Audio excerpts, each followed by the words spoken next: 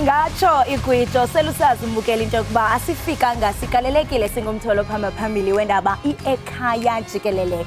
Uyonqinela namna kaloku ndisithi ikhaya likhaya ngothando, imfudumalo nenzondelelo. Sinjalo kaloku Ekhaya Jikelele sikuphakela zitshisa indaba eziqenqeza phambili kweli ezemidlalo, isimo sezulu. Dibala ntoni na? Awufuni ke uba ubaliswele kuthiwa hey bekunje kwanje. Funeke uthi kaloku into yokubana ndizibonele ngo-C apha Ekhaya Jikelele. Kalomazi kwesiyanamkela sithi khululani ezobhatyi ninyenyisa umbhinqo kusekhaya nalapha. Ndimlo ke ukhalosa kalubisi unonkanyezi. Ubothi ke xa undibiza uthi uMadlongo uthi uMazipho uMamshukuma. Mamtshali masiyiphaka iqhuma lembiza. Asingabe sisaphulisa amaseko sana. Mbukeli ngiyazi ke ukuthi njengoba kusho lo mkenenezo nje inhliziyo ixhuma kanye nephaphu. Angithi phela siyaqala ke inqa izivele yohlelo lwakho Ekhaya Jikelele. Siyazi ke ukuthi kuningi abanye bashayelana kuyimanje incingo bayabuzana. Hayibo wemngane singenile yini SARS? Hayi cha, ayikangeni ungatatazeli. Phela ke abanye sebebalile ukuthi bayothenga wena mpahle ebizayo.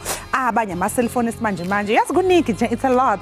Silana ke thina ukuzokwazisa ngakho konke okwenzekayo. Indaba ehamba phambili zemidlalo njalo. Angithi izolobu uphupha ngathi uthi yo akuse phela sibabone. Yithi laba ke sesila njengamanje ke mbukeli asibheke ihamba phambili leli hora.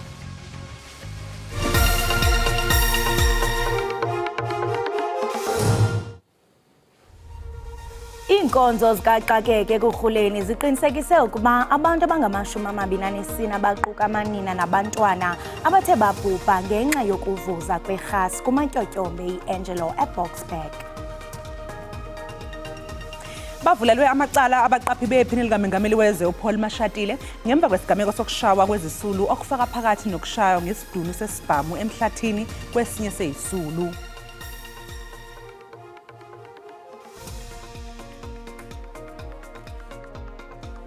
Libhekise amabombo kwendebe yomhlaba iqembu lesizwe labesifazane iBanyana emva kokuxazululeka kwengqushunqushu bezikhona nezaba imbangela yokuduba kwabo umdlalo neBotswana.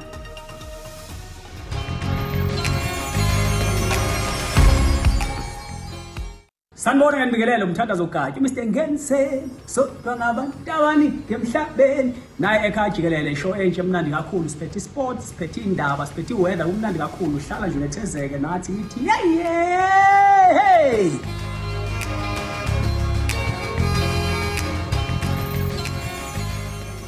Abenkonzo zikaxakeke kurhuleni baqinisekise ukuba abantu abangama-24 abaquka amanina nabantwana basweleke ngenxa yokuvuza kwerhasi kumatyotyombe iAngelo eBoksburg.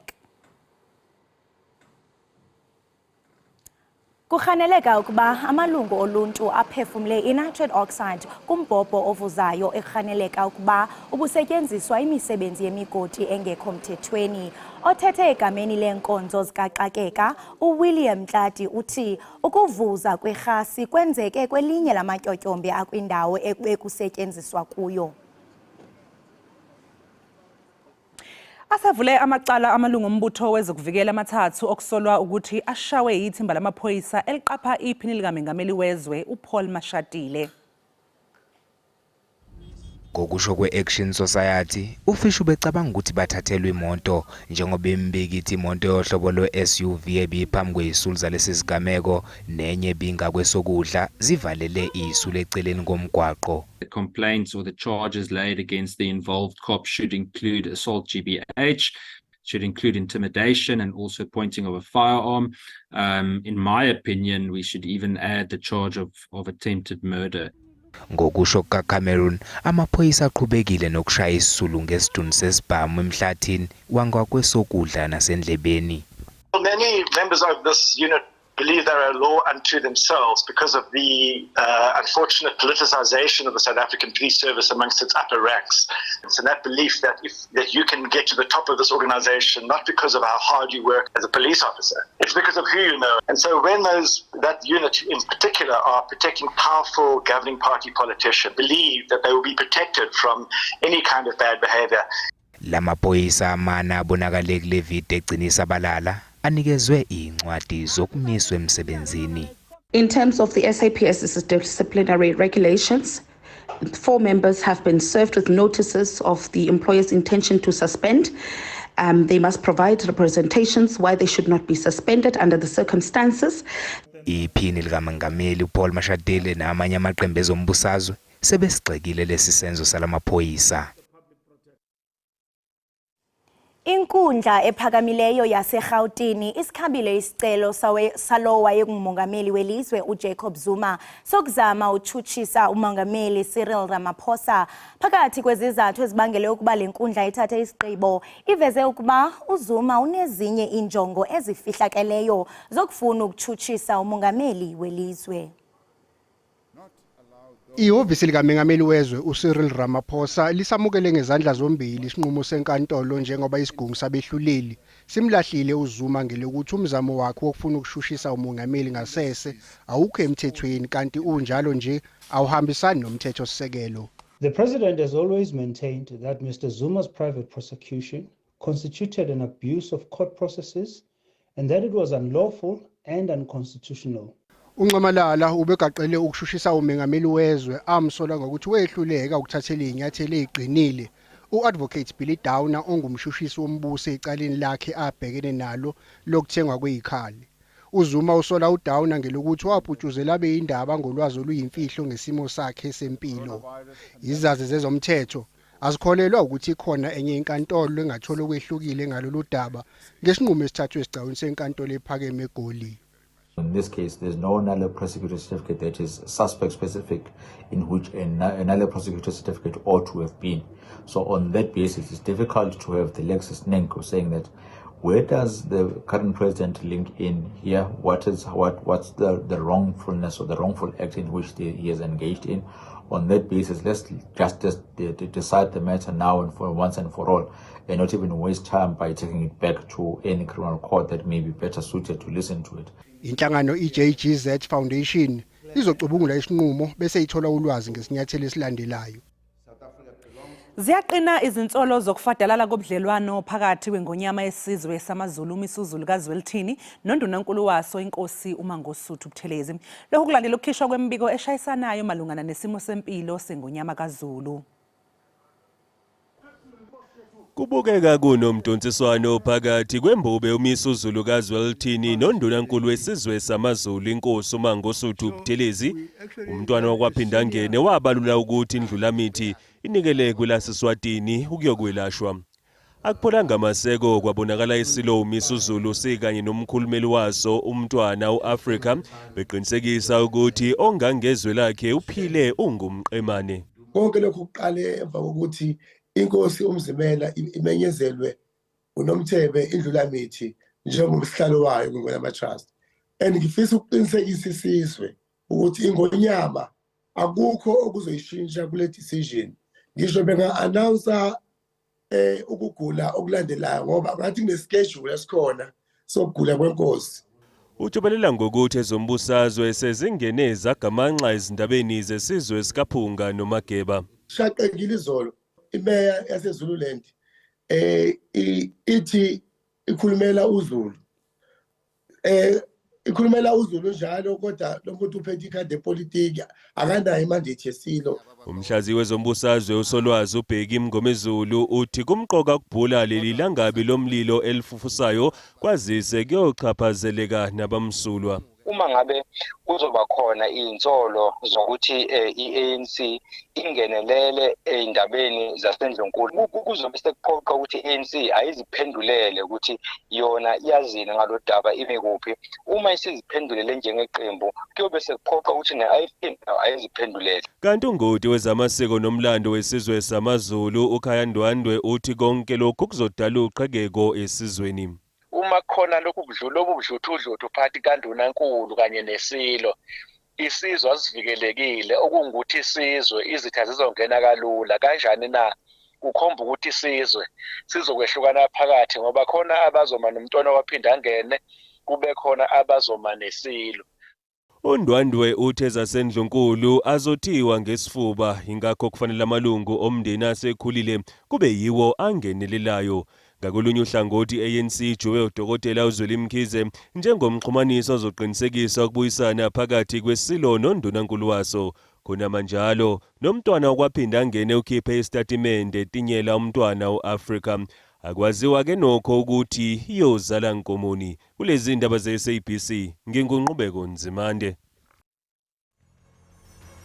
Ngokumbukeli masithi iqhwi evenkileni siyabuya emva kwale ntengiso.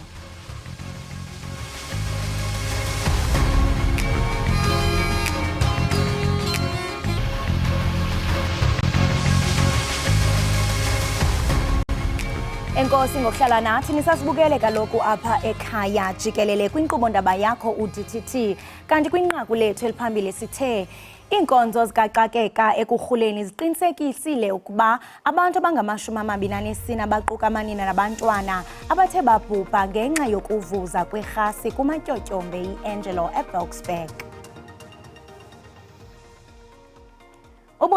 Ubundlobongela bamapolisa buphinde bagqama emva kokuba kubonakale imifanekiso yabantu abathathu bebethwa ngamapolisa. Kungoku nje lamapolisa ajongene netyala lokuhlasela umonakalo kunye nokukhomba imipu. Isebe lizimeleyo lophando kumapolisa lithi liza kuphanda ngesisehlo. Ukuxovula banzi ke ngesisehlo sizawuqhagamshelana nebambela lesithethi sikazwelonke se-IPID umnumzana Robi Raburabu. Siyakwamkela ekhaya jikelele mnumzana Robi. Siyabonga Eva. Ingaba mhlawumbe ungathi amapolisa analo kusini na ilungelo lokuxhaphaza abantu? Zikhona mhlawumbe imeko apho singathi izinto abazenzayo ziyaxoleleka ekusebenziseni amandla eluntwini? As according to IPID, these things are not allowed at all, and the police officers are supposed to protect people and not to attack them. Njengokuba usitsho abantu ke baye baphawula ngesisehlo uninzi labantu ke lithi oku kukusebenzisa kakubi igunya lokuba umuntu elipolisa acinga ba mhlawumbe angenza nantoni na. Ingaba uluvo lwakho lona luthini ngalomba? IPID also feel that way, that because people are actually looking at the police for protection. When they start doing that to them, it means then they are not protecting them anymore. So they can't trust them. They are also scared of the police when they see the police coming to them. Njengoko uyigcinanisa into yokubana abantu bathi xa bejonga amapolisa bafumane okanye bafune ukhuseleko. Ngokwengxelo kuyatyholwa ukuba abanye abarhanelwa baye banqunyanyiswa. Logama abanye kuye kwafuneka ukuba babhale ileta ezichaza izizathu zokuba banganqunyanyiswa. Ungaqiniseka oko? I actually missed part of what you were saying, ma'am. So the line is not very clear. Benditsho into yokubana abanye abantu bathi amapolisa la esele erhanelwa funeke banganqunyanyiswa, into ethi ke funeke babe akanti ababanjwa, abanye bathi funeke bebanjiwe, kufuneka into yokubana bevalelwe. Can you give clarity and assurance to that? The law is that these police officers, once the investigation is completed, according to IPID, the case would be then referred to the National Prosecuting Authority for the decision. And once that happens, the other part of that thing is sent to the employer, or which is the SAPS in this case, for these particular people to be disciplined according to the applicable prescripts within SABC. That process is still coming. Another thing that we discovered is ababarhanelwa bayinxalenye yecandelo lokhuseleko likasekela mongameli uPaul Mashatile. Ingaba le yenye yemisebenzi yabo?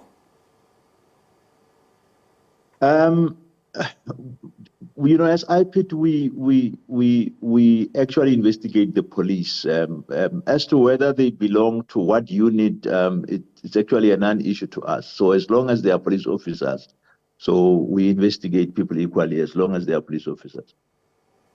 Ungathi mhlawumbe zingaphi i-cases ezifana nale esiyibonileyo ezithe zanzeka ngaphambili kwaye yintoni okanye singathi kwenziwe ntoni ukugweba amapolisa afumana esenza into efana nale? That's up to the court to arrive at that. We have had several cases that happened. It depends on the magnitude of the evidence that the courts have. And also remember, the South African police services themselves also, they have their own processes that are running. And some have been dismissed, some have been fined, some have been went with months without salaries as a result of what they did. Njengoko mnumzana uRobbie ubani usisho into kubana mhlawumbe uxanduvo lithile okanye irresponsibility ngabula makhumsha kumele mhlawumbe idlalwe yinkundla, ingaba nina as umbutho okanye iziko yintoni kanye eniyenzayo xa kwenzeka izinto ezifana nolhlobo? Now we are a law enforcement agency as IPID. We investigate cases, and then after that we pass them over to the National Prosecuting Authority for them to take a decision on that. So in this case, what are we looking at? Yintoni mhlambe ezawenzeka? We do not want to preempt what would happen. So once we've concluded our investigation, there would be a referral to the National Prosecuting Authority and the South African Police Service, as is usual, to deal with this matter as they deem fit. So besele niphandile kwesisehlo uba kwenzeke ntoni kanye? Can you repeat that? Have you, as you said that as ilokhunjana iIPD into eniyenzayo ukuqinisekisa ukuthi niyawaphanda lamatyala, have you worked on this case and what are the proceedings? We up until now we've located the victims and obtained statements and assisted in opening up a case, which would include assault, malicious damage to property with regard to the vehicle that has been damaged, and then there's another charge is pointing of firearm, and the investigation has started, and thereafter the matter would be referred to National Prosecuting Authority and the South African Police for their actions. As the reasons of the attack are unknown, I mean, as you also mentioned, Dokbana zizinto esizibonayo ezindleleni, what would you be your advice to abantu abasezindleleni if mhlawumbe ezumqhubi umuntu uzifumana egaxelana nesisimo, sesiphi step mhlawumbe angasithatha ukuze kanti asifikeleli kwenye inqanaba esele sikulo?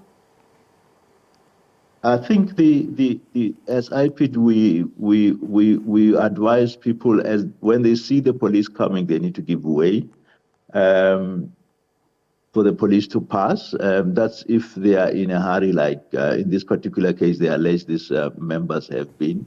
But then otherwise, even if they don't, it does not necessarily mean that the police have to actually attack the members of the community. Because of that, this doesn't have to happen. So when it happens, then they need to go to the police station and report whatever that happened to them. Sibambe ngazibini ngexesha lakho mnumzana uRobbie. Thank you, ma'am. Lowo besithetha naye ke mbukeli nguye umnomzana uRobbie. Sithetha kaloku malunga nesehlo esithe sathi tshitshilili kumakhasi onxibelelwano apho sibona kaloku into yokubana amapolisa bezibandakanya kumlo singazi into yokubana isizeka bani kuqale phi kwathini. Ngoku ke masithi qhwi evenkileni siyabuya ungayindawo.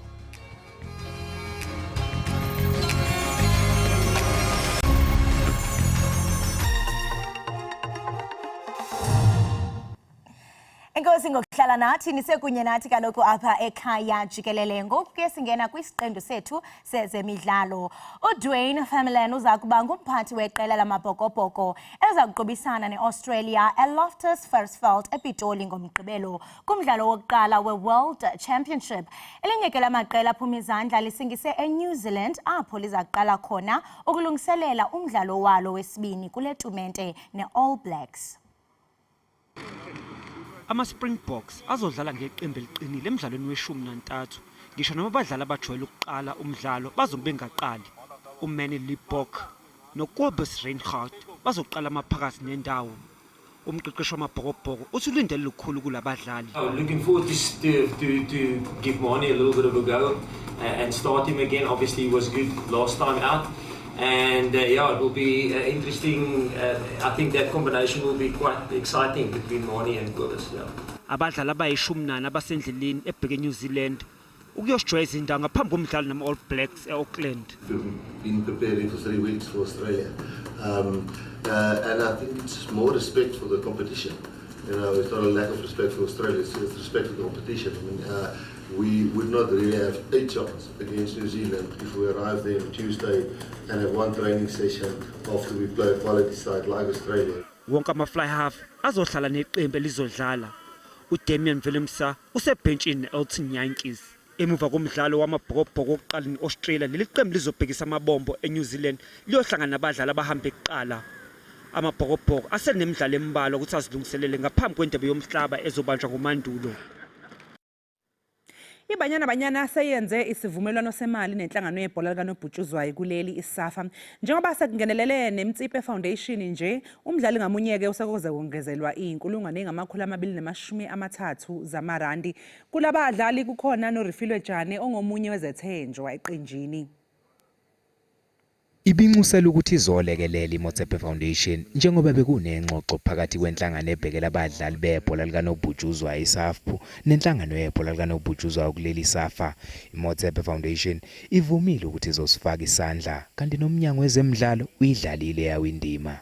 Immediately agreed to make a contribution. That contribution was able to settle to make a breakthrough. iMotsepe Foundation ayizange ngabazi ukufaka isandla. This was an important matter of unity, yes, because sports has that ability to unite all of us.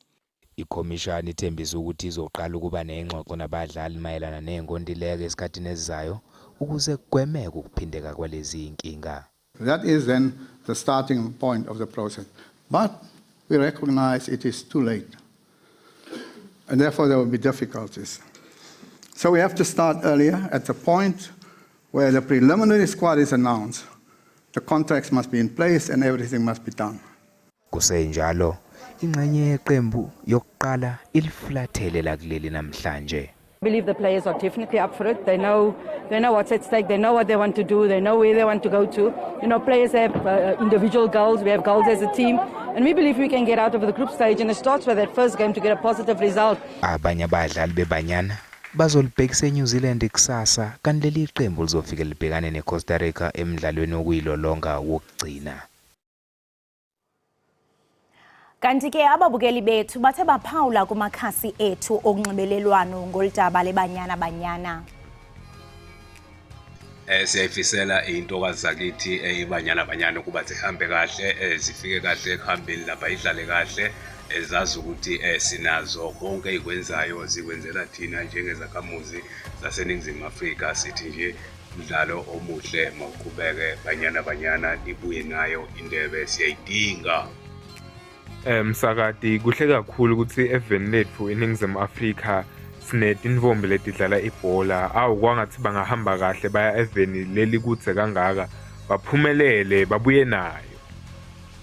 Msasazi endingakutsho mna kumantombazana mawazibambe siqine, sijongele lukhulu kubo okuthe kwabahlela kumdlalo wabo wokugqibela apha eMzantsi bake balibale ngaloo nto leyo, bajongane noluhambo lwabo uba lizobathatha libabekile. Siyanisapota amantombazana noba kumnyama kumhlophe. Singabathandi beSouth Africa, singabathandi bezemidlalo, sifisela uhambo oluhle. Njengoba behamba kumele bazi ukuthi ke bamele South Africa futhi nabo bazimele ngokuthi bakwazi ukuthi babuye indaba ezinhle. Siyakholelwa ukuthi ke uma bebona munye bazokwazi ukuthi banqobe. Go girls go. Ukufisela ebanyana ikhampo elihle nabaya eNew Zealand, Australia ukuyodlala iWorld Cup. World Cup ungathi bangayodlala kamnandi ba represent South Africa kamnandi babuye necup yeWorld Cup. Hayi Msakati, ngithanda kubafisela umdlalo lomuhle nadi timbokodo ibanyana kungathi bangadlala umdlalo lomuhle abaphume bahlome bahlasele bamele live lase South Africa phambili banyana phambili nitimbokodo. Kwasengathi banyana ingahamba kahle la yakhona ifika isimele seNingizimu Afrika iqembu lethu lesizwe leli ngeke silahlele umuntu. Siyalethemba kakhulu futhi uzokwenza umehluko la liya khona phambili. Okuhle kodwa semva kwenu. Ukuxoxa kabanzi ngalolu daba ke mbukeli sixhumana nentatheli ke yalapha SABC uSibusiso Madonsela odume kakhulu ke ngelikaMkhaba osebenza lapha emsakazweni Ukhozi FM. Mkhaba sikubingelele sikwamukele ohlelweni. Wesibu Madonsela. Oh hayi bese nginexhala sengithi awusatholakali. Kunjani namhlanje? Siyaphila sinezwanini. Hayi cha nathi siphila njengosheleni imntaka baba. Ingabe nje ukungenelela kaPatrice Mtsipe kulisize kanjani iqembu lesizwe? Ngicabanga ukuthi noxolo umengameli weCAF uDr Patrice Motsepe sinenhlanhla kakhulu ukuthi sibe nabantu abafana naye eNingizimu Afrika okumuntu ohleze eqinisekisa ukuthi uyangenelela. Uma ngabe uzobuka indawo eziningi kusukela ezikoleni uyaqinisekisa ukuthi i-sport development into ebuyayo kuyinto ebingasekho. So ukungenelela kwakhe ezinkingeni ebeyibhekene nebanyana kusilekelele kakhulu ngoba uzokhumbula ukuthi intokazi zagcina zingawudlalanga nomdlalo kwakumele ziwudlale ngesonto zikhomba ukungenami ngendaba zezeyimali. So ukungenelela kwa Dr Patrice Motsepe ngefoundation yakhe Motsepe Foundation kulishintshe kakhulu izinga lokuba phansi komoya kubadlali ngesimanga sokuthi bathe sebehamba bese bejabule kakhulu ngoba sitholile ukuthi Motsepe Foundation ifaka imali elinganisela ku6 million okuzokwenza ukuthi umdlali ngamunye athole 230,000. Uzokhumbula ukuthi le 230,000 akuyona yodwa imali nje kuphela bazoyithola njengoba sebevele bekhona eqenjini lesizwe la kuleli laseNingizimu Afrika. iFIFA izonikeza umdlali ngamunye 520,000 okusho kona ukuthi ke leyo mali uma ngabe uyibheka kushuthi yak 700,000 okuyinto eyenza ibanyana ihambe ijabule kakhulukazi kulabo abahamba izolo njengoba abanye bezohamba namhlanje. Hayi wemkhaba kuyajabulisa ukuza ukuthi cha aseyijabulile intokazi manje njengoba sebejabule nje behambe bejabule nabanye bazohamba namhlanje bezohamba be-right. Ingabe bakulungele kangakanani ke emqondweni ukuya kulomqhudelwano wendebe yomhlaba?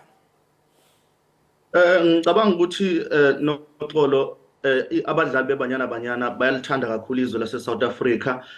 Umqondo wabo abaningi bangakucabanga ukuthi ubaphazamisile ngale nto yenzakalile. Ngicabanga ukuthi mina emqondweni ba-ready physically ba-right into abebeyifuna nje bebelwela amalungelo abo okuyinto abahambe sebeyitholile. Engicabanga ukuthi ke nje ngokomqondo si-right kakhulu siyiqembu bengibuka nje ozakwethu baka SABC benza ama-interviews bexoxa nabo sebengena ebhasini besuke ehhotela behamba injabulo nje bebenayo even iformer banyana goalkeeper uDave Silembatha ngeke ngathi ukuxoxa naye izolo bekade khona lapha kwi-send off sebehamba ngambuza ukuthi ke uyibone ezinjani intokazi washo wathi ke bajabule kakhulu futhi ba-ready unethemba lokuthi ke bazokwazi ukuthi ke balilwele izwe laseNingizimu Afrika. Emqondweni nje nokuqala ukuphendula umbuzo wakho ba-right kakhulu nanesimo sabo bayitholile isikhathi esanele besekempini. Yebo-ke bayitholanga imidlalo esezingeni obekumele bayidlale okuyinto uJamin Siphosenwe akayiveza ukuthi ke akajabule yena njengomdlali ukuthi ke bahlelela umdlalo wokuhamba ofana nezwe laseBotswana elingekho ezingeni lamazwe abazodlala nawo. Kodwa ngenhlanhla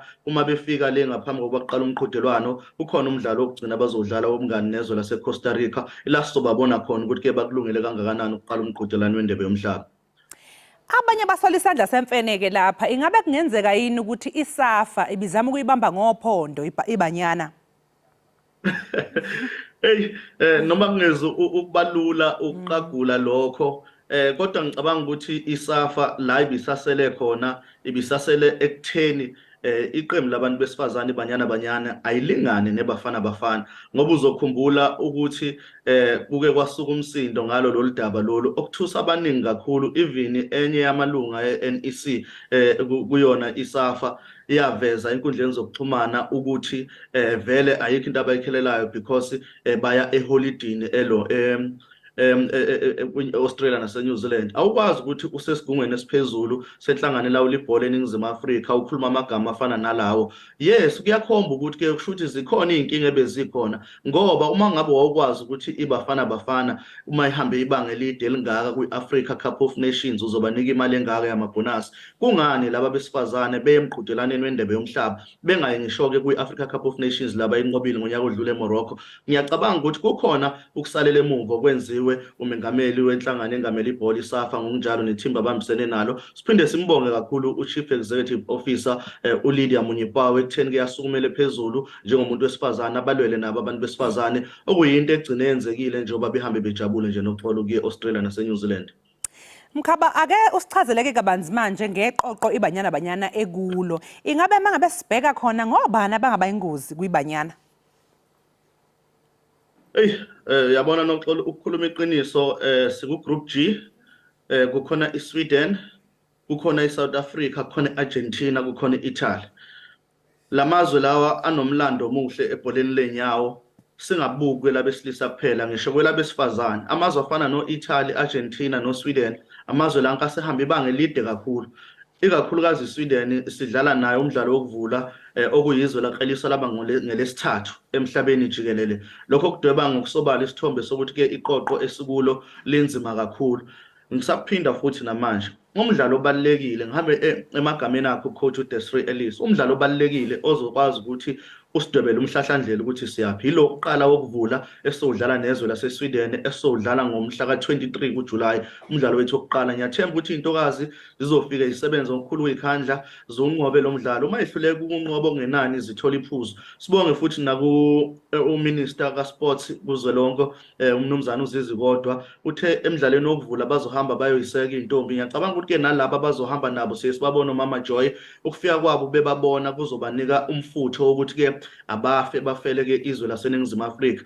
Ngakho ukuthi ke njoba ngisho nje masingakwazi ukuthola iphuzu masingawuthola ngo3 points emidlalweni wokuvula kweSweden sizokwazi ukuthi ke sibe nako ukuzethemba ukuthi ke hayi iArgentina neItaly igama nje asingaphazanyiswa yilokho ukuthi ke sidlala namazwe anomlando omuhle ebholeni lenyawo. So umdlalo wethu wesibili esizodlala nayo iArgentina ngomhla ka28 nawo futhi fanele kungenani masihlulwa kuwina singahlula kungenani sithola iphuzu. Lokho kuzosibeka ethubeni lokuthi ke nathi sibe khona emaqenjini azodlulela esigabeni esilandelayo okuzoba i-knockout stage ngoba umdlalo wokugcina uzoba ngomhla ka2 August esizodlala neItaly. Fanele kube umdlalo lo esesithi ke okay sidinga idraw noma iwin bese sikwazi ukuthi sidlulele esigabeni esilandelayo. Kodwa singayi emidlalweni wokugcina sijaha sibheke ukuthi ke abanye bazodlala kanjani ukuze imphumela nathi sivume noxolo. Mkhaba, njengoba behambile-ke iy'ntokazi izola abanye bezohamba futhi namhlanje, ingabe senike nezwani mhlawumbe ngey'nkundla-ke abayilolonga kuzona ukuthi ngabe zinjani? Ngicabanga ukuthi sike salithola ithuba lokuxoxisana naye umqeqeshi kumanye wamakhempa abekhona wakuveza ukuthi ukushayela ihlombe okwenziwe iFIFA. Uzokhumbula khona intokazi esimkantshubovu engumdlali ephinde ibe ukapteni weqembu leUS uMegan wakulwela kakhulu ukuthi ke amalungelo abesifazane nakulo mqhudelano wendebe yomhlaba awafane nawo besilisa. Yazama iFIFA ukuthi ke ukufika nje esikhumuleni seyindiza kweqembu neqembu noma kwezwe nezwe kusukela lapho lithathwa ngendlela ehloniphekile njengoba kusuke kwenziwa kwabesilisa basiwe lapha abazophumula khona amahhotela abo bese bekhonjiswa ke nezindawo zabo abazoyilolongela kuzona. Ngicabanga ukuthi ke njengoba amazwe emabili iAustralia neNew Zealand akuze kuba inkinga kangaka ukuthi ke izwe nezwe libe nendawo esezingeni eliphezulu nenesithunzi sokuyilolonga ngoba ke amazwe lanka abhida athi acela ukusingatha umqhudelwano akwazi ukuthi asithole futhi isikhathi esanele sokuthi zonke izinkundla ayilungise. Angingabazi noxolo ukuthi ke iNingizimu Afrika izofika ithola ukuphatheka okusezingeni eliphezulu ngisho inkundla impela abazobe beyisebenzisa.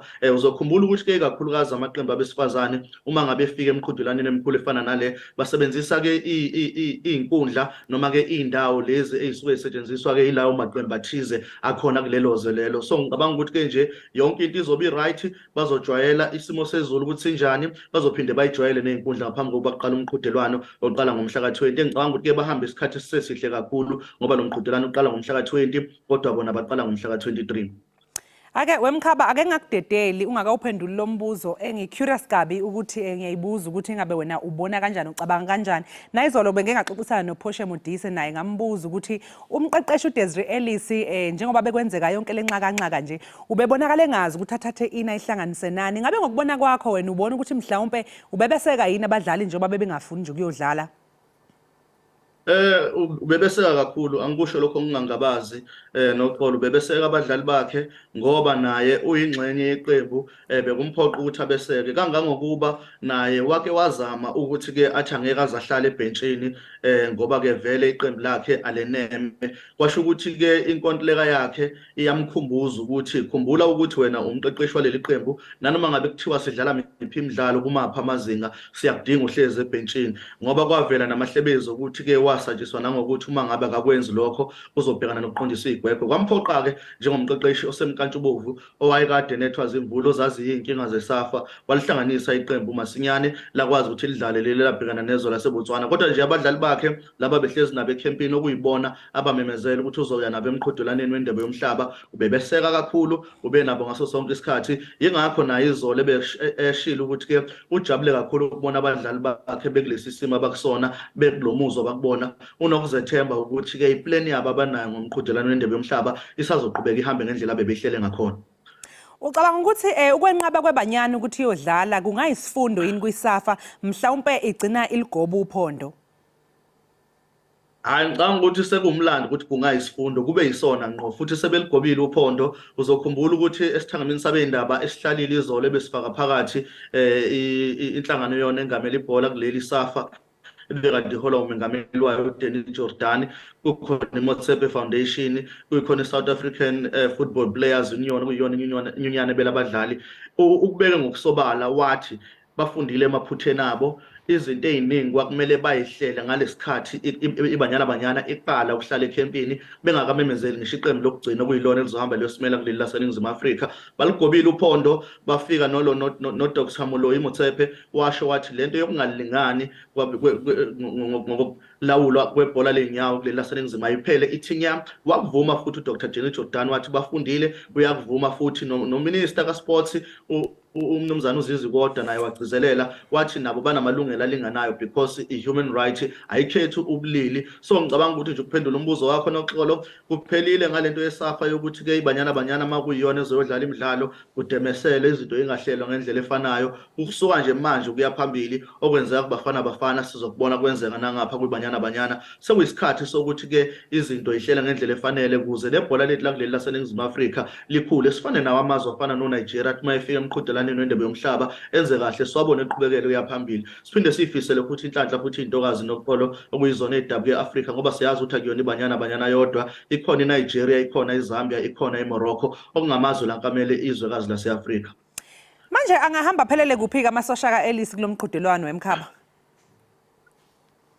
ngicabanga ukuthi uma bengafika kwi-knockout stage okuzoba ulast 32 kuzoba ibonus kakhulu kuthina ngoba uzokhumbula ukuthi emqhudelaneni okade ubanjwe leFrance eminyakeni emine edlule sabuya singanayo ngisho eyodwa iwin sahlula kuyona yonke imidlalo esasiyidlala so umqhudelano wendebe yomhlaba wesibili lo uma singayibona siphuma kuma group stages singena esigabeni esilandelayo ngicabanga ukuthi kimi lokho nakubalandeli bebanyana kuzobajabulisa kakhulu ngoba kuzobe kudoba isithombe sokuthi okay siyakhula emqhudelano wendebe yomhlaba yokuqala sabuya singaphethe lutho salikhumula nje salwasha kalula kanjalo ijezi kulokho sambile safika ku last 32 ngicabanga ukuthi kuyoba umsebenzi omuhle kakhulu lokho kodwa uma ukuthi sambile futhi sakwazi ukufika ku last 16 hayi sobe sifana nabantu asebenqobile World Cup thina sizwe laseNingizimu Afrika ngoba siyabaza ubunzima siyawazi amazwe esibhekene nawo ukuthi asezingeni eliphezulu kangakanani amazwe afana no Nigeria amazwe akade aqala ukudlala umqhudelano wendebe yomhlaba siye singamangala uma ehamba ezefike kuma quarter finals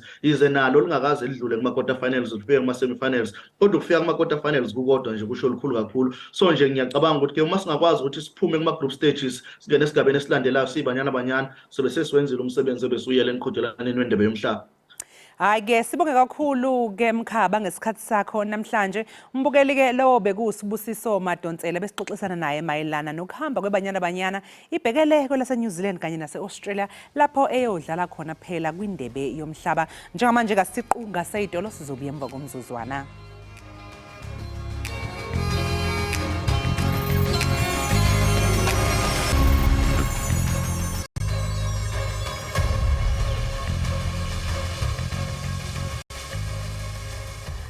Enkosi ngokuhlala nathi kaloku sibukele apha ekhaya jikelele kwinkqubo ndaba yakho uDTT.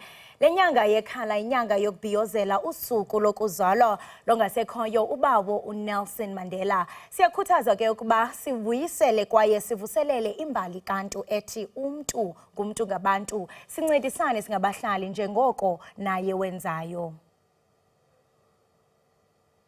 Lenyanga singena kuyo kaJulayi yinyanga uninzi lwabemibeli oluthi lubhiyozele ngayo ukuzalwa kweqala lomzabalazo ongasekhoyo ubawo uNelson Mandela kukwenziwa nemisebenzi yesisa kukhunjulwa igalelo lakhe kubemibeli. Kodwa kulonyaka umsitho wokuphawula lenyanga kabawo uMadiba uqhube phantsi kweemeko ezingaqhelekanga kulandela ukugxothwa kobesakuba ngumlawuli oyintloko kwiNelson Mandela Foundation nochitha iminyaka ekwesisihlalo umnumzana Silo Hatang. I can assure everyone that the foundation is steaming straight ahead, doing the work that we are meant to do.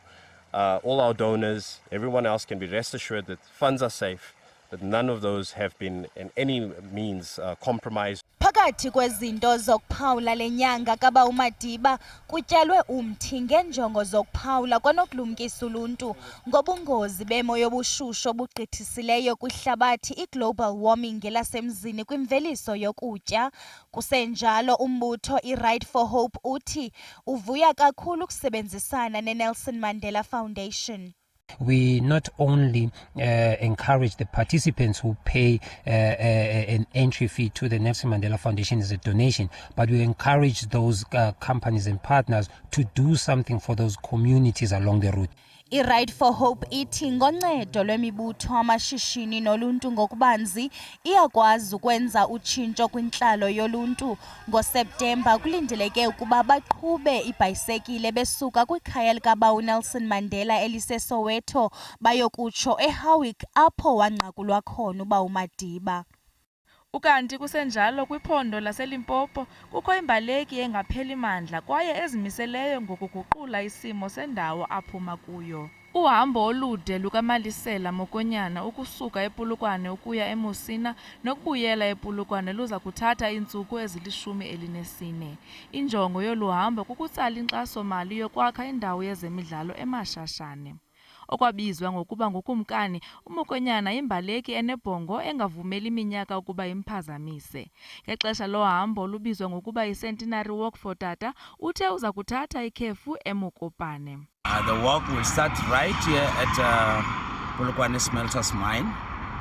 Lolu hambo luzoqala la ePolokwane Smelter Mine luzodlula ku-N1 luze luyophumela eMokopane naseMatlala.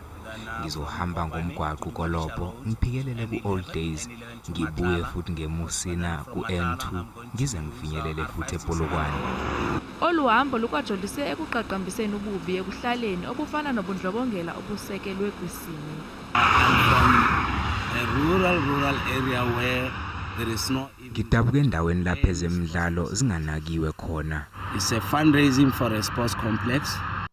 uMokonyana uza kuqukumbela uhambo lwakhe ngomhla wokuzalwa kukamongameli ongasekhoyo umhla we-18 kule nyanga.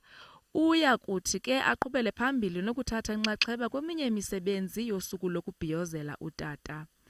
On my arrival on the 18th, Ngokubuya kwami mhla ziyi-18 insuku ephezulu sizoba nomcimbi bese sivakashela indawo zabantu abakhubazekile. Emva kokuba ephumelele umdlalo obizwa iGolden Games eLimpopo, uKing Mokonyana ufuna ukukhuthaza abanye ukuba bazibandakanye kolu hambo lwakhe. Unethemba lokuba osomashishini baza kumxhasa kwakhiwe indawo yezemidlalo ukuze kuxhamle uluntu lwaseMashashane. Sabadedelwe ngebheyili eyi-10,000 umuntu ngamunye abasolwa abathathu ecaleni lokusiza uThabo Bester etulweni lokweqa ejele nyakenye. Laba basolwa okunguSinohe Motswara, uTebogo Diphulo kanye noTiego Magotsa banikele enkantolo ephakeme yaseFree State ngemva kokunqatshelwa ibheyili enkantolo yeMantshi. Manje ke sebebahlana abasolwa bangaphandle ngebheyili kuleli cala. Bail was previously denied, but we now are sitting with a High Court judgment that confirms that all three of the persons you've mentioned have been granted bail. I must just correct something. Only two of the three are my clients, and that would be Mr. Senohe Matswara as well as Mr. Tieho Makgotsa. Is concerned. Mr. Dipolo is being represented by Legal Aid South Africa. Well, we welcome the judgment. You know, we've always maintained that our clients were good prospects for bail even initially, but now that this has been confirmed by the High Court, we are more than happy. Ongoti bezamandla bathi ukwehla kwezinga lohlelo lokucisha ngogesi kuleli okulokhu kuqhubekile kubuyisa ithemba ngesimo sogesi kulelizwe. Ekhuluma ngesonto ungqongqoshe wezogesi wadalula ukuthi ihamba kahle kakhulu imizamo yokuqeda uhlelo lokucisha konga ugesi. We have good news in terms of Eskom's supply side, some improvements that we've seen there, but some of the improvements can be attributed to the demand that is relatively lower than expected. Perhaps when we see the later winter period, we may see an increase in that demand.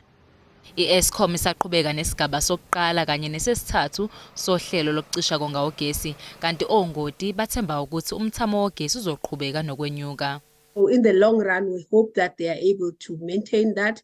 Maybe there will be challenges towards the latter end of winter, but hopefully when the Kusile units, that are the 3 units that are supposed to be back on stream in November, and another one in December. Hopefully when those come in, we will see much more improvement. Kepha-ke uma iziphehli ze-Eskom esikhungweni Kusile zingalungi ngesikhathi kuphinde kwenyuke izinga lokusetshenziswa kogesi lokhu kungaphazamisa imizamo yokunqoba lenkinga yogesi ngaphambi kuka-2024. Ikomiti elibhekele ukusebenza kwansuku zonke le-ANC liwuvume ngaphandle kokungabaza umbiko webamba lomvikelo omphakathi u-Advocate Koleka Gcaleka njengoba ethole ukuthi umengameli wezwe uCyril Ramaphosa kanacopho ngodaba oluphathelene neplazi lakhe iPhalaphala. Esithangamini nabezindaba eLuthuli House ekseni namhlanje unobhala we-ANC ugxeka amaqembu ezombusazo kanye nalabo abakhwele badilika ku-Advocate Koleka Gcaleka ngesinqumo sombiko wakhe othole umongameli wezwe uCyril Ramaphosa emsulwa odabeni oluthinta iplazi lakhe iPhalaphala. The ANC welcomes the Public Protector report which found nothing untoward in the conduct of the president, including the fact that there was no evidence of paid work outside his duties as president of the republic. Odabeni lwenkinga yogesi amalungu ekomiti elibhekele ukusebenza kwansuku zonke leqembu izwakalise ukweneliseka ngohlelo lomsebenzi oqhutshwa ungqongqoshe weindaba zogesi njengoba kamuva nje kubonakala lehlile izinga lokucishwa kwawo ngenhloso yokuwonga.